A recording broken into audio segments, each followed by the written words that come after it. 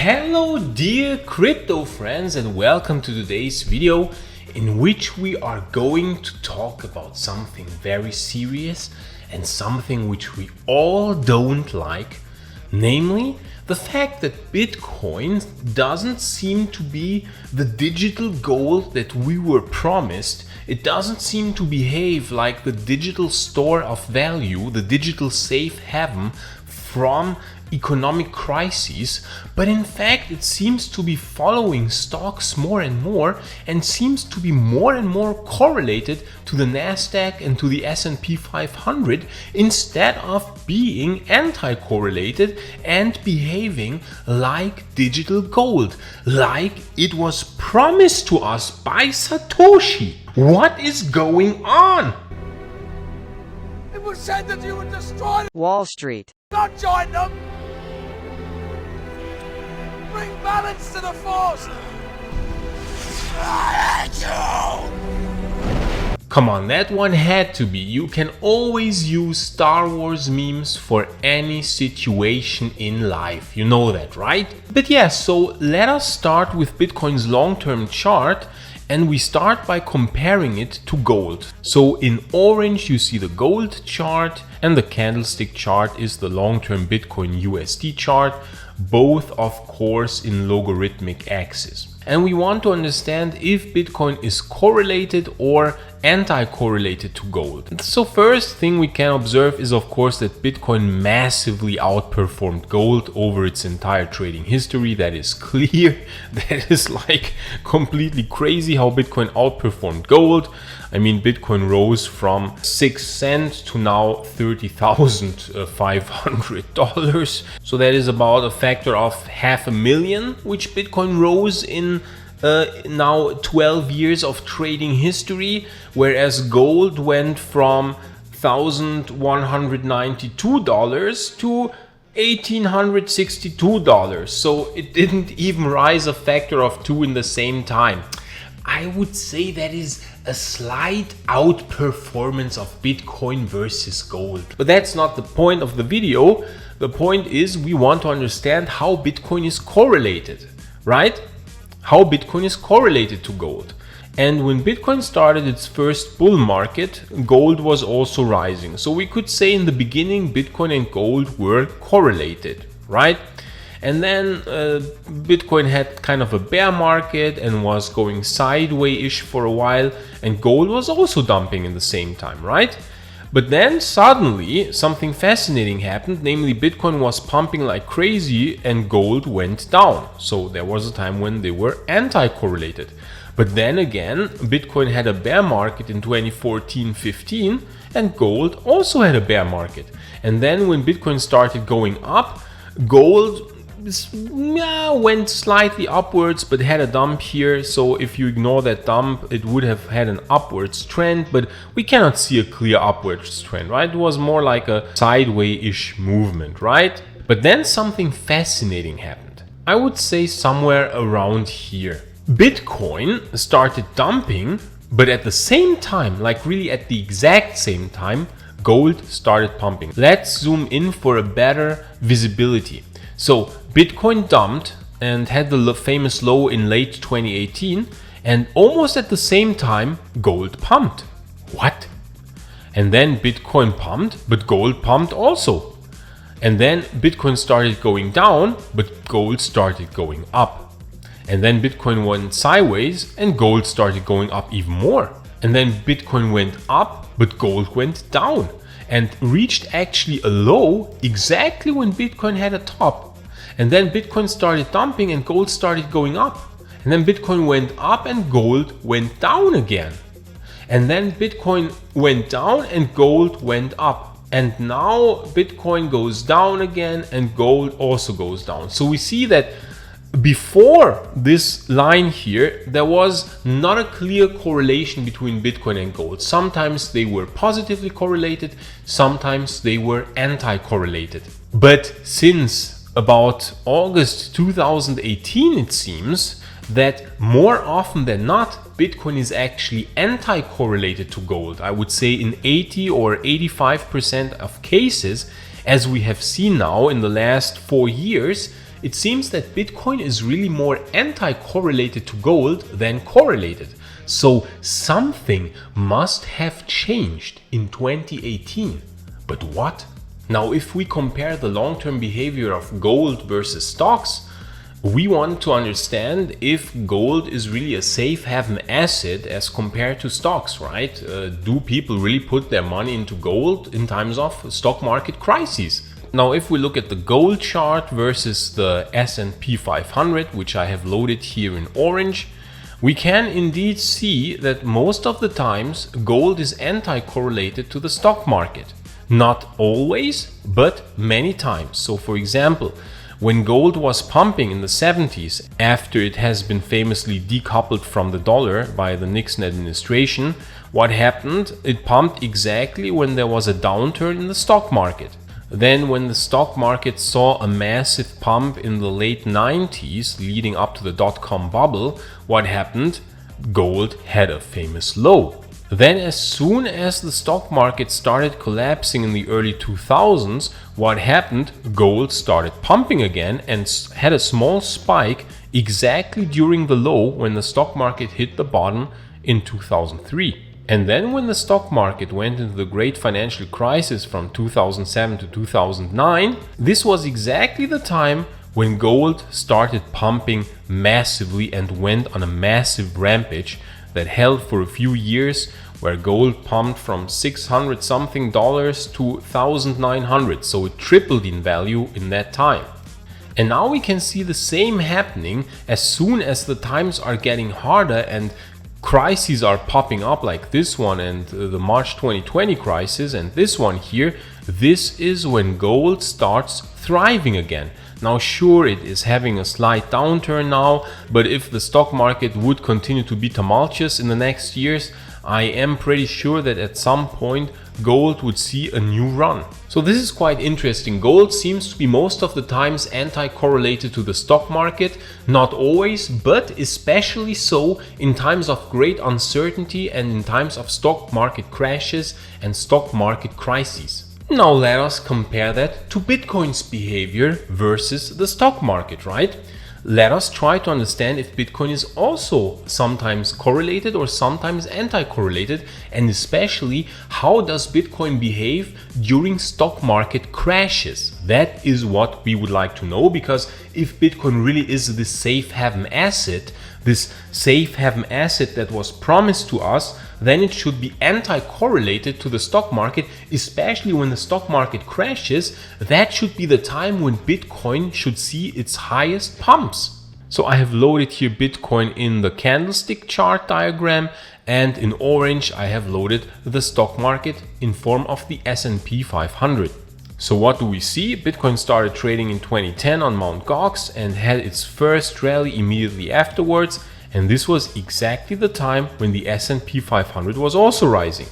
And then when Bitcoin started going down, this was exactly the time when the S&P 500 also saw a drop. And then fascinatingly, even those two peaks here, we find them also in Bitcoin, hilariously. Then the S&P went on a massive run, and this was also the time when Bitcoin went on a massive run. Now, yes, you can say that here was the first time when we saw a clear anti-correlation between Bitcoin and the stock market, and I attribute this to the fact that Bitcoin just rose too damn much in too short a time in 2013. So it had to relax and had to come down somewhat. But then as soon as the S&P recovered from this period here in 2015, in late 2015 and early 2016, and started pumping again, what do we see? This is exactly the time when Bitcoin also started pumping, and not only started pumping, but it had the peak almost exactly at the same time where the S&P also saw a peak. And then Bitcoin started dumping, and what happens? The stock market also starts dumping. And then Bitcoin goes up again, and the stock market also goes up. And then we have even this peak here coinciding with this peak in Bitcoin. Then the stock market dumps, but at the same time Bitcoin also dumps. Then Bitcoin goes up again, the stock market also goes up again. And Bitcoin has its peak at 69,000 when? Well, exactly when the stock market had its peak.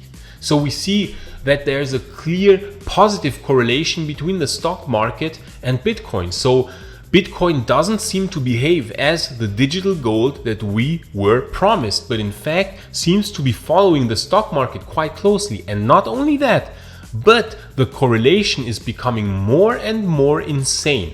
And as you can see, this correlation has become absolutely ridiculously high, especially in the last weeks and months. I mean, just look at this here. Especially after August 2021, I mean, the correlation has become absolutely ridiculous. I mean, it's almost following Nasdaq's every move now.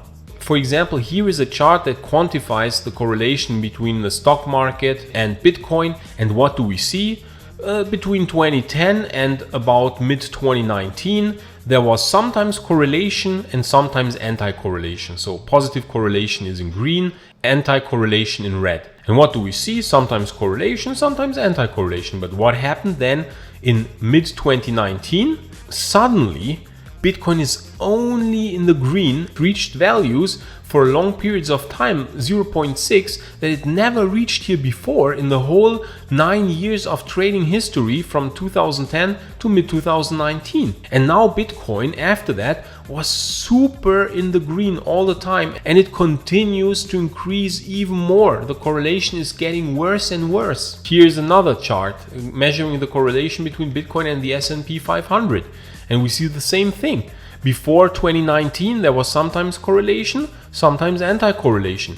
And after, at some point in 2019, we get this insane positive correlation, which reaches values that have never been there before. So this is now the unfortunate situation in which Bitcoin finds itself in, that it somehow seems to have been hijacked by Wall Street, that it seems to be a slave to the stock market, which is quite hilarious and also a bit sad, because Bitcoin was created as a promise to be a safe haven asset. So why could this be the case, and how could we escape from that? Well, I will tell you why this is the case right here in this chart.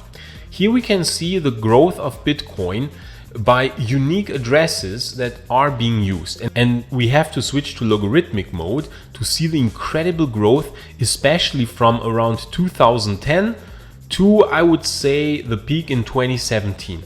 In 2010 there were only a few hundred unique Bitcoin addresses, a few hundred, and then it went from a few hundred to almost 1 million. The peak was almost 1 million in late 2017. So in the time span of 7 years, Bitcoin 10,000 folded its user base. In the course of 7 years, a 10,000 folding of its number of unique addresses, and hence proportional to the number of users. But what happened afterwards? Well, we switch back to the linear scale, and we see that after this event in 2017, which coincided with the peak at $20,000, Bitcoin has gone quiet. It's not rising so fast anymore. In the 4.5 years now, from late 2017 until now, Bitcoin has risen not by much, and we still have not went back to the peak which it had in late 2017. So the number of unique addresses that are being used right now are still lower than during its peak in late 2017. So that means, friends, that the Bitcoin adoption, the way Bitcoin is being adopted by more and more users around the world, has not accelerated after 2017, but has actually slowed down. And that in turn means, because Bitcoin is not being adopted as fast as we would like it to be adopted, that in turn means that the new institutional investors that have entered the market coincidentally at some point in 2018-2019 caused the market to change its behavior. Because that is what I noticed from my own experience. At some point here, Bitcoin started behaving differently than it behaved before. We all have felt this somehow, that Bitcoin is behaving differently than it did back in 2016, 15, 14 and so on. For example, this bottom here was super weird. Everyone was thinking that we would get a sharp drop and rebound. This is something what Bitcoin would have certainly done back in the day, back in 2013, 14, but it didn't do it. It was a weird shape of a bottom, a weird rounded bottom, right? And then here also the tops, right? In April 2021 and in November 2021, right? Those two tops here. We would have expected a sharp blow-off top. That would have been the case normally if Bitcoin would have had the same behavior, but it didn't do it. It didn't have a blow-off top. It had a rounded top. Why? Because Bitcoin is not being adopted as fast as we thought, but instead now big institutional investors have entered Bitcoin and they are dominating Bitcoin. They have entered Bitcoin and are now treating Bitcoin as a risk asset. They are treating it the same way as they treat a tech stock, as they treat a normal stock on Wall Street. So because Bitcoin adoption after this peak in late 2017 has not been as fast as we thought and seems to be going into a lower pace now, it's still rising, and I still believe that we will surpass this point of unique addresses at some point in the next years. But it has slowed down, and now institutional investors have hijacked Bitcoin. They have basically hijacked Bitcoin and made it their little bitch, okay? They have made Bitcoin their little bitch. I wish it wasn't so, friends. I wish it wasn't so, but that is just the observation we make. And because the adoption now has gone into a slower pace, it will now take some time until we, the people, reclaim the control again over Bitcoin from the large institutions. But what will need to happen for that? What will need to happen for the people to regain control of Bitcoin over the large institutions? Well, friends, for that we need a killer use case for Bitcoin. For that, Bitcoin needs to be adopted faster, because you see, the adoption is not fast enough. It is slow. In the last 4 years, we have still not reached the peak, whereas in the first 7 years, Bitcoin's adoption, the number of users has 10,000 folded. So friends, we need to keep growing, okay? We need to grow more, and Bitcoin needs a killer use case. For example, it needs to be adopted by more payment providers, it needs to be implemented in banks, it needs to become a standard form of payment. For example, banks need to make it easily available for everyday people, because Bitcoin is still a bit complicated. You need to use hardware wallets, you need to send money to exchanges, you need to copy and paste cryptic keys to send values of money. It is still, for many people, unfortunately, that are not so tech savvy, still quite complicated.